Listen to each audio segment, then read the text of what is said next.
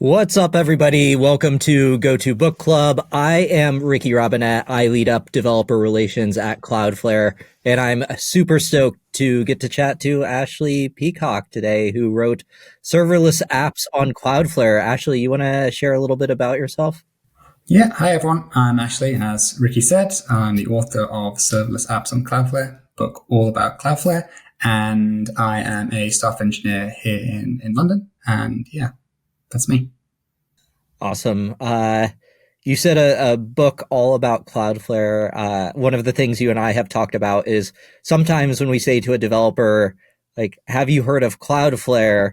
They say yes, but they maybe haven't heard about what you're talking about in the book. Do you want to talk a little bit about that? Yeah, I think so. Cloudflare is effectively like a competitor, if you like, to the likes of AWS, Azure, GCP and all those. But when people hear about Cloudflare, they think like a security company. They just do like firewalls and, that kind of like security side, which obviously they absolutely do.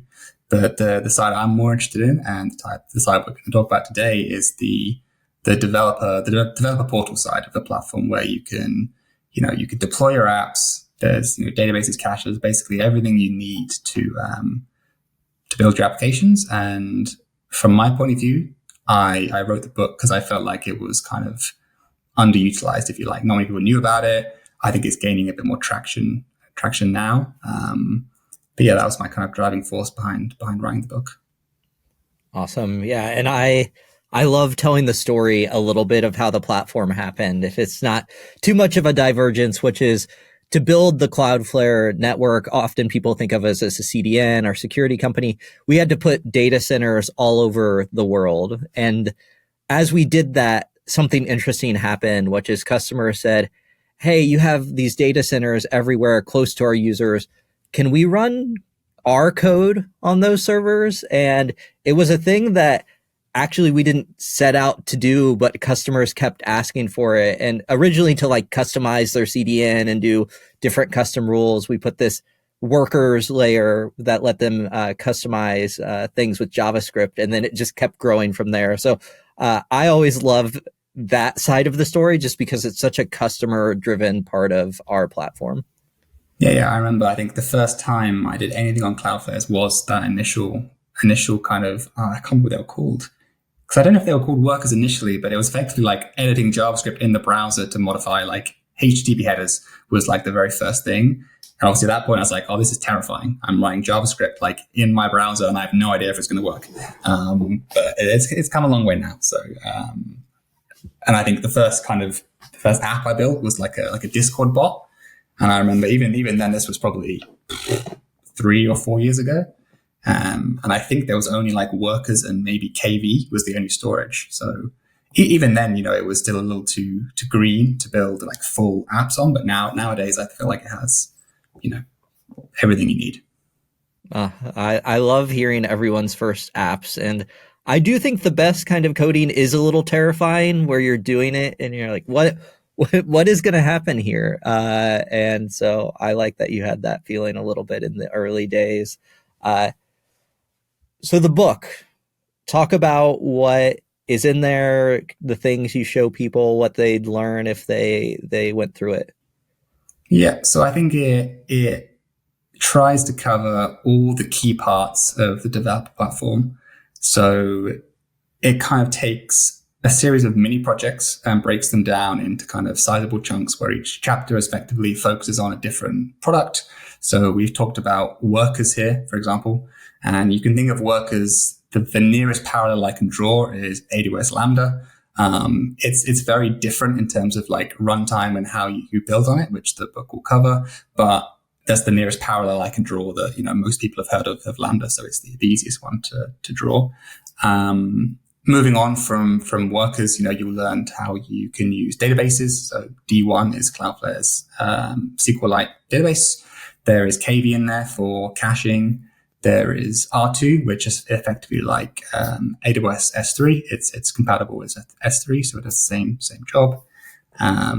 There are queues, so you can build asynchronous applications on Cloudflare using queues. It, of course, includes some AI because it wouldn't be a book in this day and age without some AI. So Cloudflare has their own inference platform called Workers AI, where you can run a bunch of models. So it uses that too.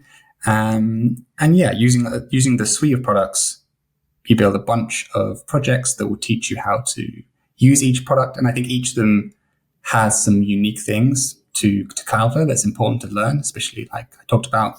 Workers is similar to Lambda, but it's not the same. And it's important to kind of highlight that part of the platform. And yeah, you'll just gradually level up on the platform throughout and ending with how you deploy them as well. Because I think that's important. You know, in the book, it uses GitHub Actions, for example.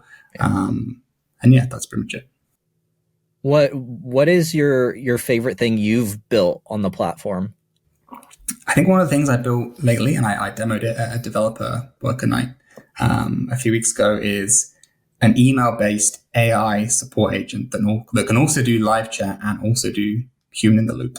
So I think it effectively uses this cool piece of functionality for workers where you can effectively bind email addresses to workers so that when an email is received to a specific email address or a catch-all, you can have a worker that's effectively invoked.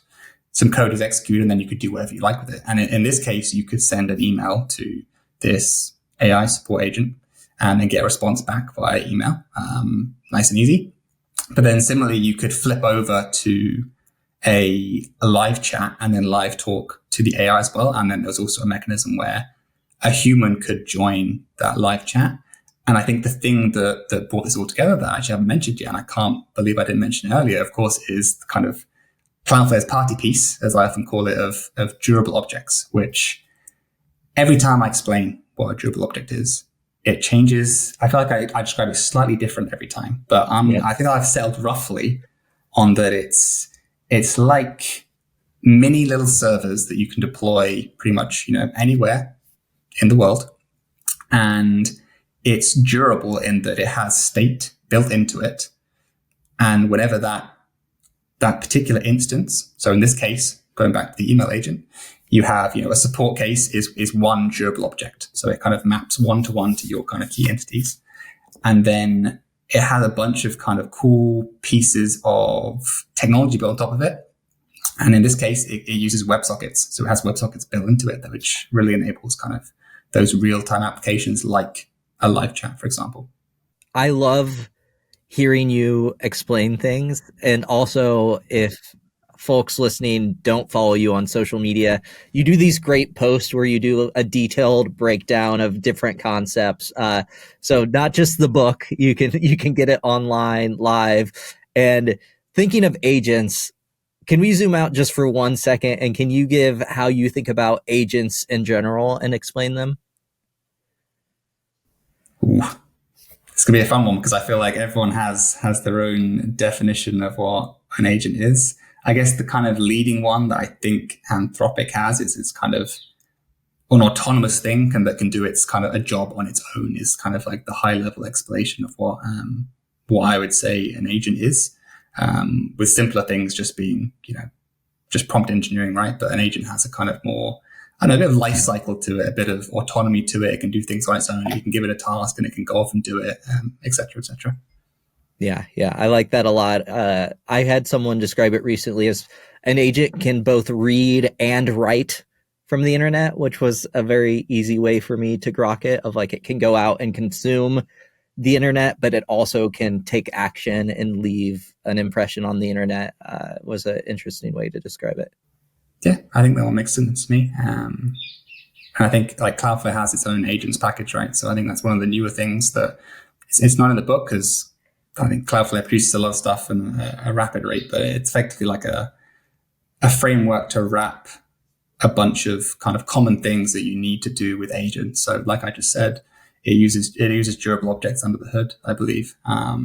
So it gets you like WebSocket connection, so you can talk to your agent via WebSockets. You can send them HTTP requests. You can schedule tasks for your AI agent, and it just wraps it in kind of a nice package that makes it easy for people to use.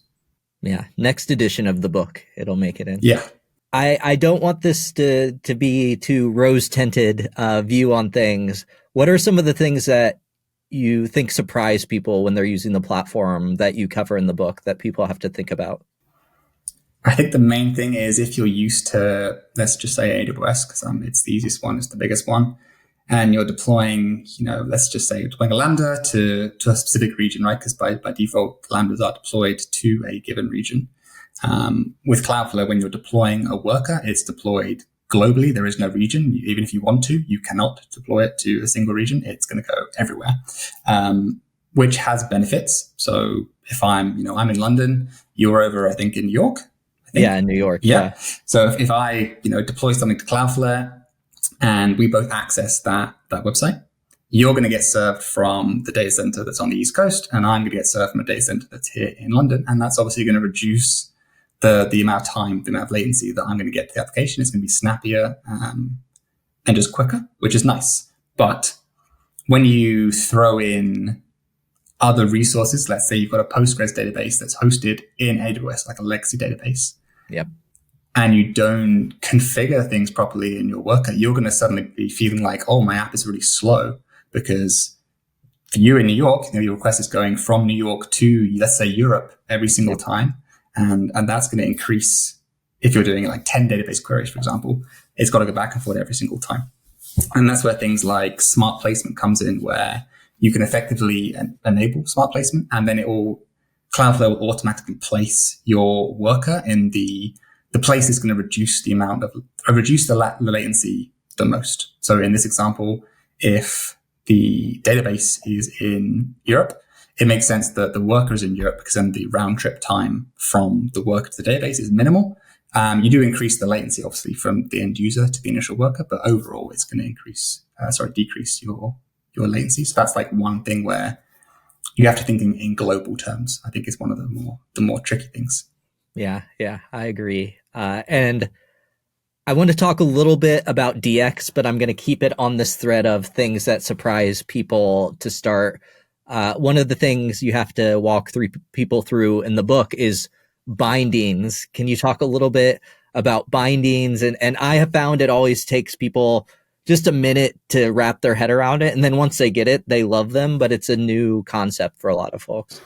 Yeah. So again, if you're used to other platforms, let's say you spin up a database and you want to connect to a database, you probably reach for some sort of SDK, some sort of npm package or whatever it might be, and you probably go and you get some username or a password or a connection string, whatever it might be, and you put those in your secrets, and then you spin up the SDK and off you go. Right? That works fine.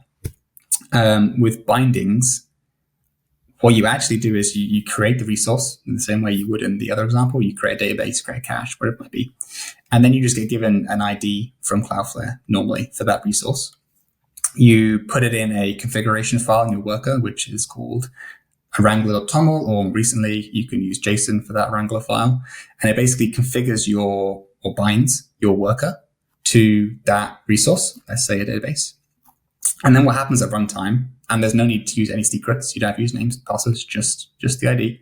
What happens at runtime is Cloudflare will inject the correct binding. So if it's staging or production or whatever, it'll inject a different binding at runtime into the environment. And then you can, as of I think literally yesterday, you can access that environment throughout your code base. So before yesterday, just to explain, it was injected into kind of the top level kind of point, the entry point to your worker. But if you want to pass around those bindings elsewhere, you had to kind of pass them around. Now you can get them everywhere.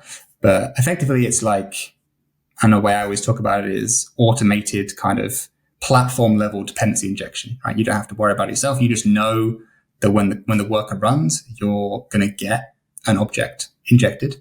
And what I should add is, it has methods on, like it's a proper client object with methods you can call. So for a cache, it has, put and set and so forth. And it's just really eloquent because you don't have to worry about secrets. There's no configuring IAM roles because Cloudflare handles all that for you. Only you can talk to your resources, and it just feels kind of effortless, really.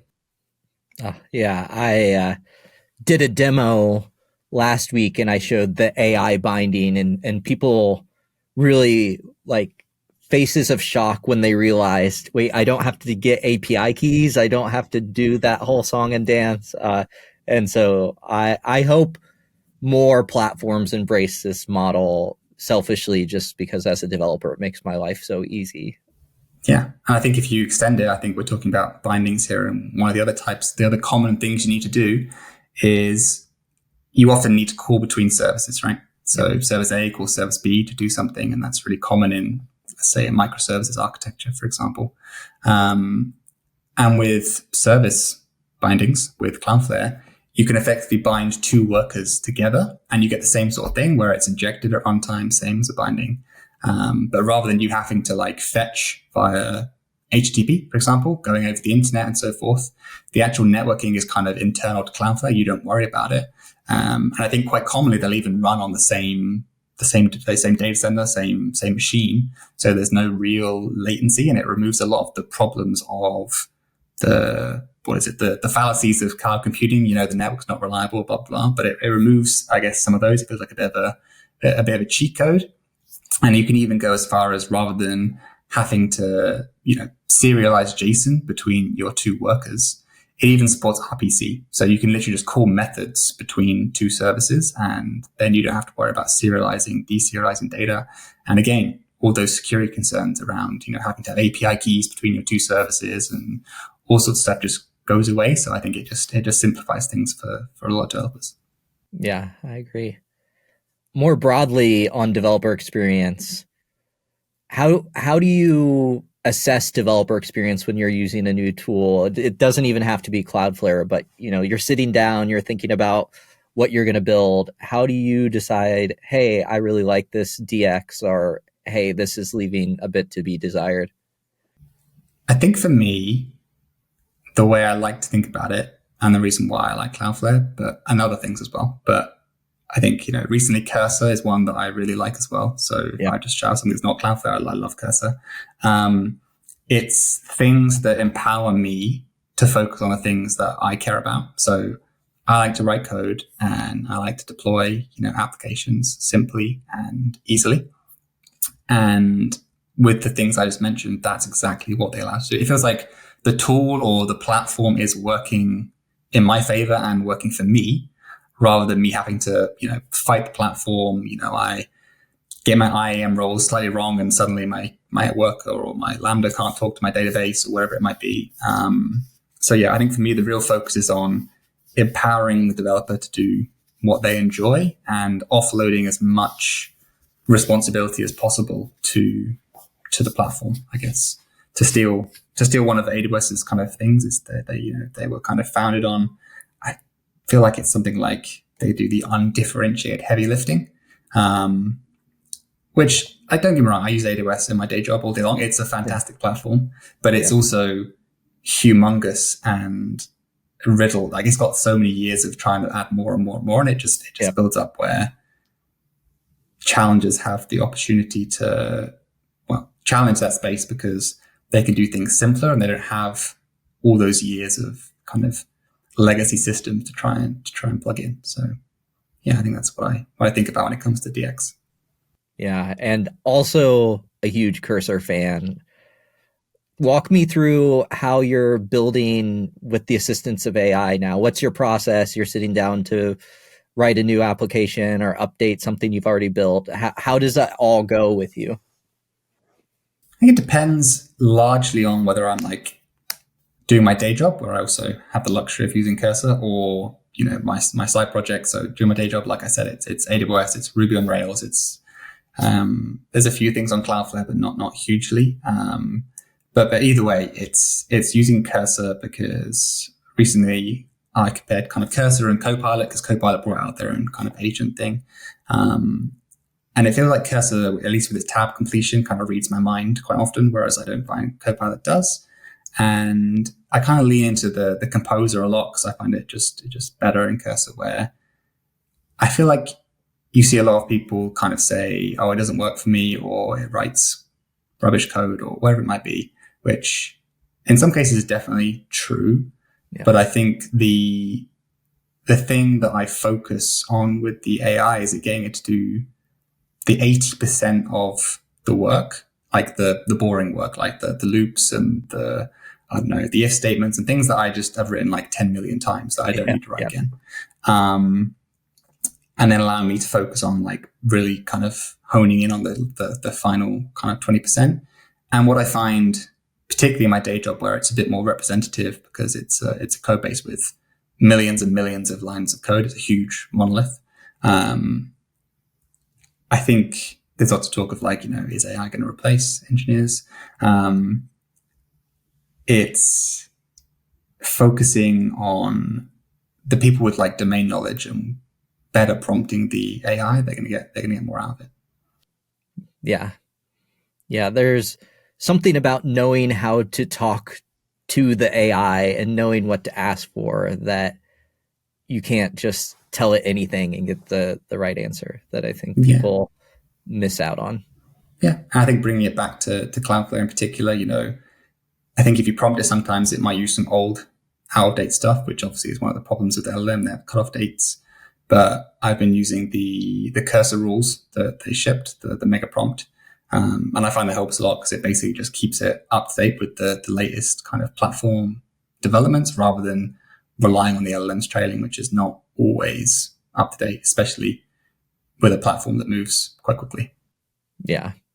Yeah. The prompts, the mega prompts, cursor rules are such a huge unlock. It took me way too long to start using one. And once I did, life got a lot better. Yeah, 100% agree. All right. On the topic of DX, let's talk about local development. Yeah. So I think what we just talked about is super cool when you get into production and everything.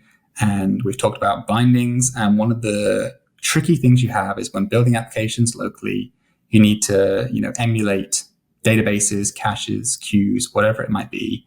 And maybe you reach for, Docker containers, or with AWS, maybe you use like local stack, or maybe you hit real resources in AWS sometimes. But all these things have kind of drawbacks. Whereas I think with Cloudflare, they've done something very different where they effectively emulate the same runtime that runs in their data centers locally. So it's called workerd, and that's the exact same runtime. So if you don't have the problem of if you deploy and it's going to behave exactly the same locally, pretty much as it will in production. So you can catch errors earlier. But the other really nice thing is when we were talking about bindings and creating databases, and you put them in that configuration file, when you run that worker locally, because you can run everything locally as you would in production, it will emulate that database or that cache or the queue or wherever it might be, so that you don't have to spin up anything. You can literally just run, npm run dev, and you have your worker running. It'll just run locally on localhost, and it will just emulate those databases. You don't have to worry about anything. I was seeing here, if someone was new to Cloudflare and they were sitting with me and they were like, okay, how do I get started? They could have a worker with a database, a cache, a queue, a durable object running locally on their Mac in 5 minutes, and everything is just going to work out of the box and be emulated. And it's just, I don't know, this is probably one of the things that people enjoy most, is that they can just get started locally. You don't even need to deploy it to Cloudflare. You can just run everything locally. And again, this is the platform doing the heavy lifting for you. You don't have to worry about that local DX and Docker containers. Everything is just out of the box. I think it's beautiful. Yeah. This is a bit of a tangent, but my daughter is 8 years old. She's been learning to code. Wow. She's been using Cloudflare. And to that point, she doesn't have to think about deployment or local.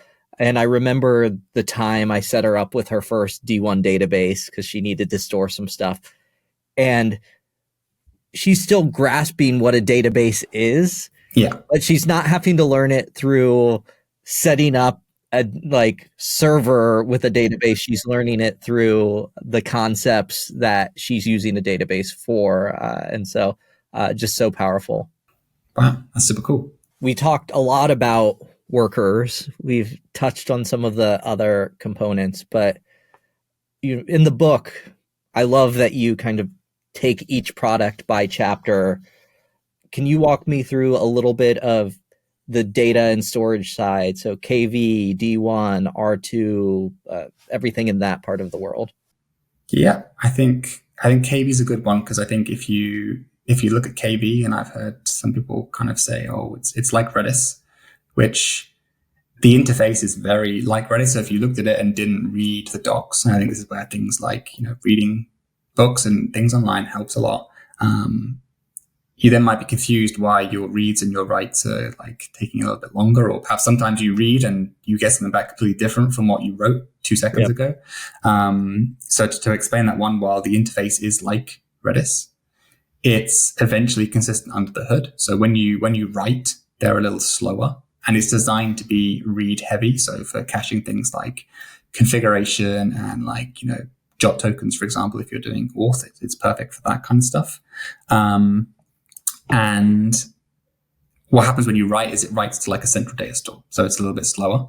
And then it'll take up to 60 seconds to propagate around the entire network. But what that means is if you, let's say, back to the Europe and New York example, if you write in New York, it's not going to be available in Europe if I read it 2 seconds later, for example. Or it might not be. It might be, it might not be, but you can't rely on it being there. And this is the kind of things where if you just go and build and not read and you didn't understand, you might just be, understandably super confused. So I think this is one of the places where, reading really does help. I think we touched on durable objects, but I think those are, when they become kind of more popular and more understood, I think they just unlock a different way of building applications, because you can effectively take things in your domain, like domain entities, for example, the core to your domain. So in the email agent, I had support agents. Maybe in a shopping e-commerce website, you have like orders, for example, and shipping and these kind of entities. But they can effectively be represented by durable objects, because in your code they are defined as JavaScript classes. So even though they look like you're in your code and you're accessing them locally, that they're not, but they're still defined in the same way that JavaScript classes are. So you can add all the methods on there, like adding items to an order. If a customer wants to,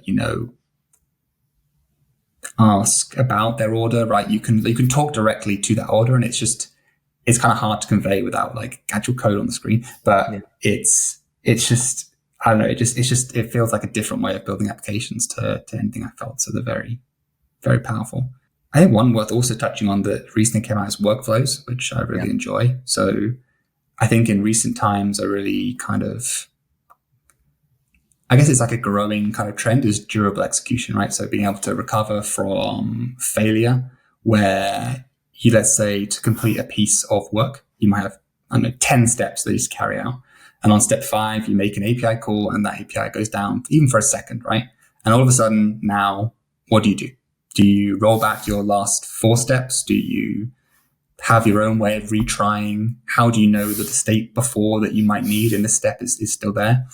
And this kind of durable execution that is becoming more popular, so like temporal, for example, step functions in AWS and workflows with Cloudflare, it effectively allows you to just define your workflows in normal JavaScript. And if a specific step fails, all of the state from the steps before can be retrieved, and it will just retry your workflow from where it failed, and then continue on. And I think I see that one used a lot. Like it seems to be becoming quite popular, just because it's effortless and it's a nice way to hand off those common tasks that you need to hand off.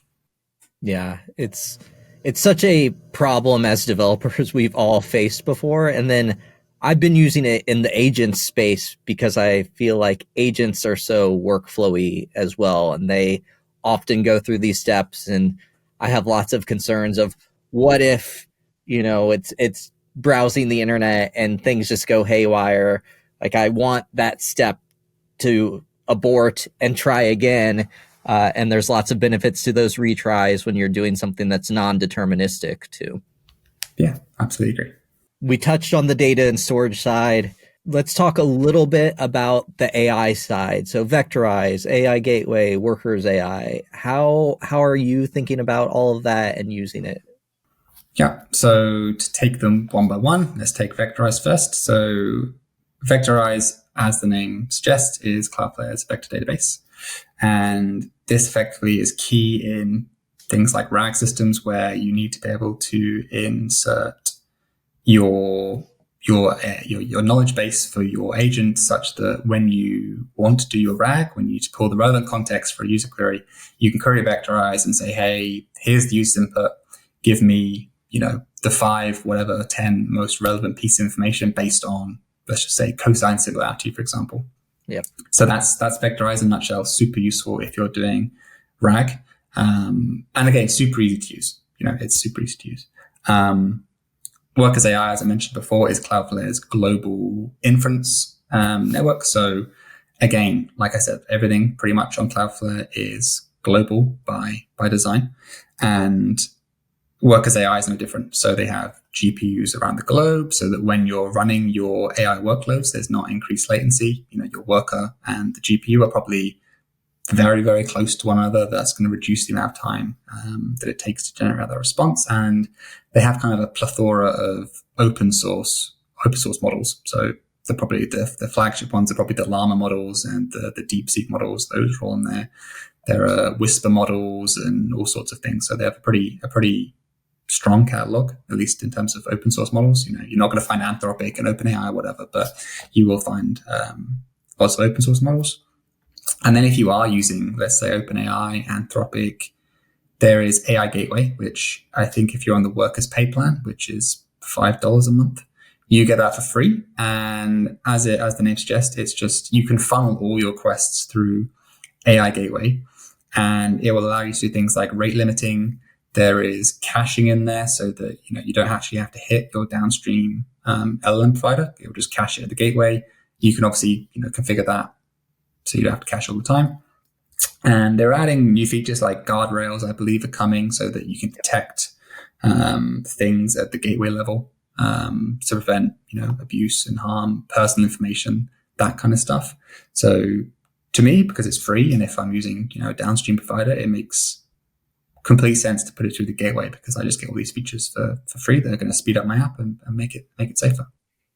Yeah, I am personally super excited for guardrails. I've been on the internet long enough to maybe not fully trust the internet. And I remember the first AI application I launched being like, people can just say and do anything with this. And so the guardrails concept of being able to make sure people aren't doing bad stuff with any AI application I launch is super exciting to me. Yeah. And I think it's not there yet, but it's coming. I think LLM as a judge. So like eval. So you can, AI hallucinates, it makes things up. And while it's never going to catch everything, I think in the future, you'll be able to do kind of evals at the gateway level using an LLM, where you can kind of almost like you can get the AI to second guess itself, right? Where it's going to say, oh, this has been generated. Here was the question. Does this actually answer the question based on the context? I don't think we have information specifically on the kind of how it's going to work quite yet, or like the kind of the specifics, but I know it's been talked about, and I think that'll be super useful, because I don't think I've seen it too much out there already. I'm sure there are providers that do it, but it certainly doesn't seem like something that's like a commodity yet. So I think that'll be hugely beneficial when it's there. Yeah, agreed. What are you most excited about right now? I think for me, I would take it from 2 different angles. I think the first one is next month. It hasn't been announced yet, but normally in April, there is Dev Week. So I assume in April, maybe May, I don't know, maybe it shifts around.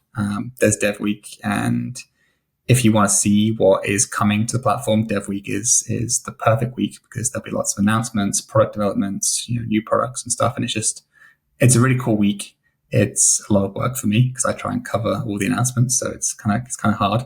But it's really cool to see what's coming. So I guess things that are announced will be cool to see. And for me, I think it's just kind of nice, because I've been around Cloudflare for a while, and it's just nice to see the adoption of the platform. They're getting more kind of more popular, more people kind of appreciating it. And I'd really like to see it used more kind of in an enterprise context, because I think if we go a little bit back to some of the things that I think need to improve to enable that, it's things like, I think it was kind of leaked a little bit in one of the outage kind of blog posts, but I think organizations are coming. So that's effectively the ability to have kind of different accounts within an organization. And I know that's something we struggle with where I work in my day job, because you have one account and everything has to be namespaced almost by like name, which if you talk to the security guys, they're not too happy because, your staging and your production are in the same account and they can there's nothing stopping them talking to each other and they don't like that. So I think that's really, really good. And I think the kind of the role-based access control has got better. I think it's more granular now, but I think some improvements to that will be really nice because, again, where I work, I think within my team, I'm the only person that can log in because if you log in, you can do lots of things that I don't think you can just delete the worker or edit the worker. And I'm like, I don't know if I want everyone on the team just to be able to edit the worker. Right? I don't think they will go and edit the worker. Right? I trust my colleagues, but it's more someone can accidentally press a button, right? They're trying to do something. All of a sudden, everything's falling to pieces. So I think those are a couple of areas where, some improvements would be nice, but it's more from I just love to see it more widely adopted because I think it's powerful and you can move super quick. So I think that's probably two different angles of things I'm excited for. Yeah. I can neither confirm or deny any rumors, but would agree those are exciting things. And I had to delete a GitHub fork the other day of our Cloudflare docs, and I checked 20 times that I was on the fork because if I accidentally delete our entire Cloudflare docs repo, it's going to be a long day. And so +1 to the it's not that people intentionally do something bad. It's just sometimes you get lost in the interface, and luckily I deleted the right fork. Oof. Lucky. Saved a day. Save the day. Yeah. So on your book, let's close out maybe on the book of what is the main thing you want people to know as they're looking at the book and thinking about, is this for me? I think if you've been using other cloud providers for a long time and you want to try something different, I think this is the perfect chance to try something different because I think it reshapes how a lot of things work. And it's, like I said, the platform is not faultless. There are obviously problems with every platform, but it's rare in my experience to introduce someone to the platform, to use it, and for them to kind of think it's terrible. They obviously say, oh, this could be better, this could be better. But generally speaking, I think I don't have numbers, but if you looked at retention, which obviously, I don't have access to, but I would assume if you were to track it, the retention would be pretty good because it's, I don't know, it just I was talking about when I find the platform works for me, and I just think lots of other people will have that same kind of feeling. And I think it's just fun to learn a new way of doing things and just seeing a completely different approach to the things we saw about. So deploying your workers, the bindings, for example, durable objects are completely different to anything you'll ever have seen before, and they're very magical. So it's really just, if you want to try a new platform, you want to just learn some new technologies and just try something a bit different, this is definitely a good thing to try. Love it. Well, Ashley, this has been great. I always love hearing you talk and explain how you're thinking about things and helping others understand it. The book is Serverless Apps on Cloudflare, so hopefully folks get a chance to check it out. Any closing words? No, I think you did it justice. So thank you for doing this with me. I really enjoyed our conversation. I hope everyone enjoyed the conversation too. If you have any questions, you can reach out. We're both on X, Twitter, what you want to call it these days. Just reach out, and I think we're both happy to always chat about Cloudflare. So go ahead. +1. All right. Thanks, everybody. Thanks, everybody. Bye. Subscribe to the GOTO YouTube channel now and join the experts in person or online at any upcoming GOTO conference using the promo code Book Club. Visit gotopia.tech to learn more.